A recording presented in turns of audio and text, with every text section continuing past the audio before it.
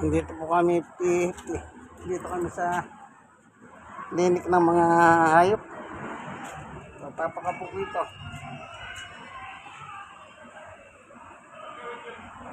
Papakapo ko siya.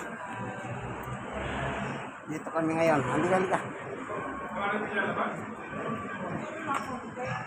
Yan. Dito. Ayan. Yan tayo. Philippines Society for the Prevention of Cruelty of Animals. Yan, dito tayo din. Yan.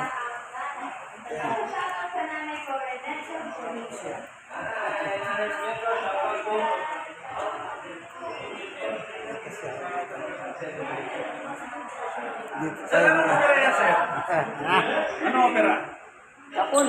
Kapon din lalaki, no? Oo. Schedule siya alas 2.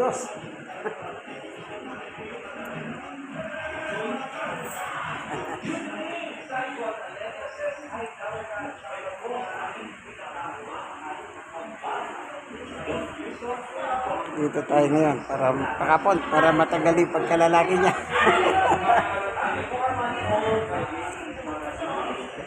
Naka-produce na siya ng 4 na babies.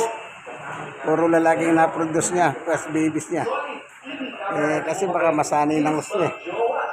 Kaya pakakapon na, para wag nang maka-produce ng marami pa.